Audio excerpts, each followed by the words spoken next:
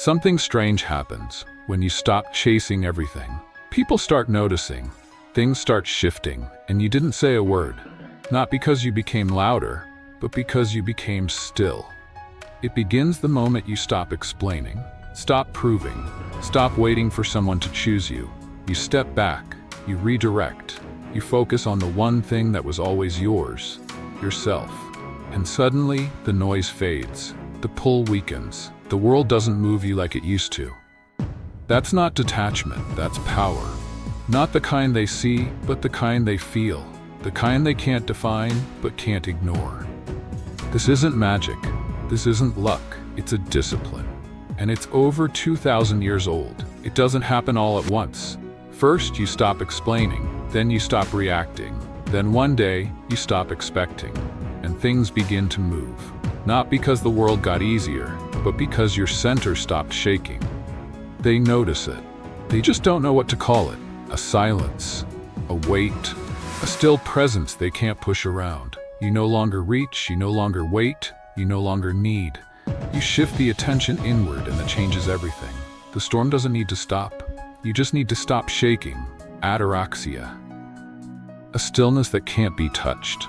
Not numbness, not ignorance, but a deep, unshakable calm earned from within. Imagine walking through chaos. Everyone's panicking. Everything's falling apart. But you breathe slow. Move slow. Think clear. That's not luck. That's work. You trained for this. You built it in silence. When no one was watching, no one sees the hours spent taming your own mind. The repetitions of silence. The choice to not react. Again and again. Until peace is no longer something you seek. It becomes something you carry. They can't take it. Can't rattle it. Can't find the switch to turn it off. Because it's not attached to the outside. That's the thing. You stop asking life to be easy. You just get stronger.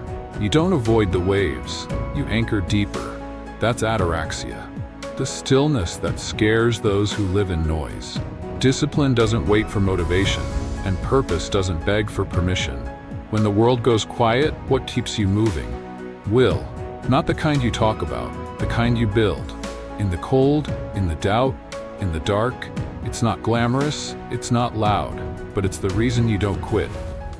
When quitting looks easy, you get up when no one's watching, you push when nothing's working, you finish when there's no reward.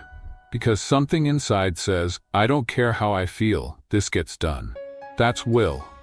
Not a spark, but a forge. Every time you show up, you strike it. Every time you resist the urge to fold, you temper it. Until one day, nothing breaks you. The Stoics knew, you don't need life to be fair. You need to be prepared. You don't wait for strength, you become it. And the world? It moves for those who don't. Not because they're lucky, but because they kept moving when everything said stop. Most people fight what already is, waste years wishing things were different, arguing with reality. But you learn to nod, to breathe, to say, okay, this is where I start. That's acceptance, not weakness, not giving up. It's strength, the kind that doesn't flinch when the plan changes, the kind that moves anyway.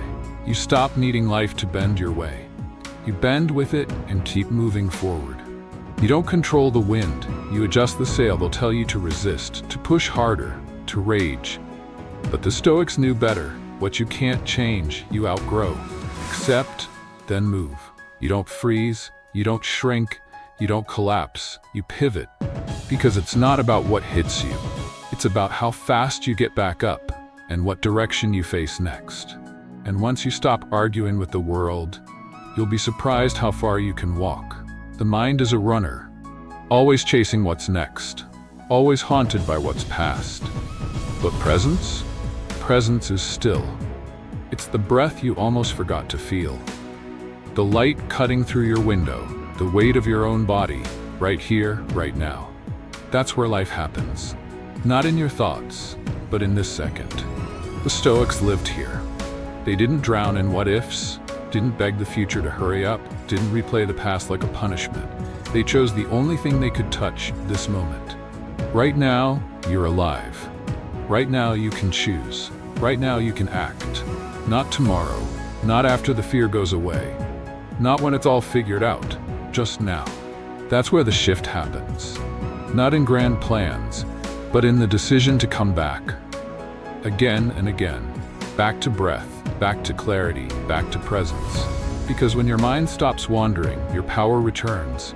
You stop being a victim of time and start becoming the author of it. In a world chasing results, you move by principle, not by trend, not by applause, but by something older and unshakable. Virtue.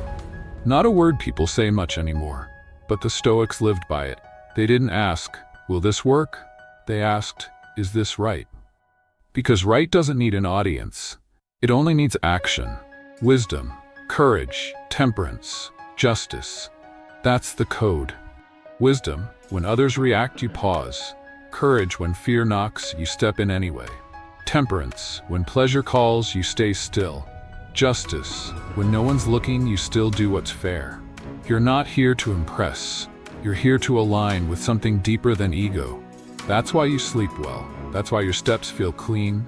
That's why when it all falls apart, you don't. Because you weren't chasing outcome. You were rooted in value. And that kind of clarity can't be taken. Not by pressure, not by praise, not even by pain. Feel it, but don't follow it. That's the rule. Anger shows up, let it knock. But don't open the door.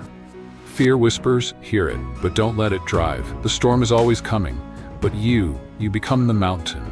Unmoving, present, clear. The Stoics didn't kill emotion, they trained it. They stepped back, named it, and watched it pass like clouds.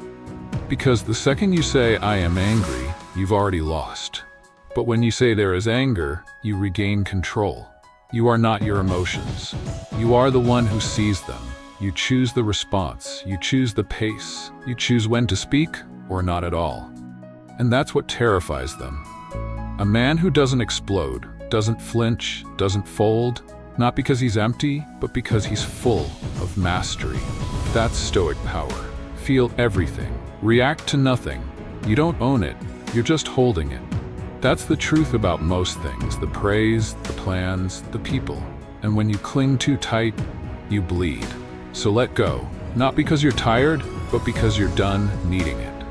Detachment isn't cold, it's clean. You show up, you give fully, but you don't grip. If it stays, good. If it leaves, also good. Because your peace was never theirs to carry. You stop chasing closure. You stop begging for answers. You stop measuring worth by what stays. And in that release you rise. You walk lighter. You see clearer. You move with nothing to prove and nothing to lose. That's freedom. Not found in escape, but in presence without possession. The Stoics didn't detach to run. They detached to remain. Unshaken. Untied. Unbound. So walk. Not faster, just freer. You stop waiting for them to get it. You stop hoping they'll see, that they'll return, that they'll understand. You choose yourself, quietly, fully, finally. And something clicks, not outside, inside. You're not at war anymore, not with the world, not with time, not with who you used to be. You're just here, whole, grounded. Enough. The Stoics didn't seek peace, they became it. Now it's your turn. Choose yourself and let the world catch up. Or fall away.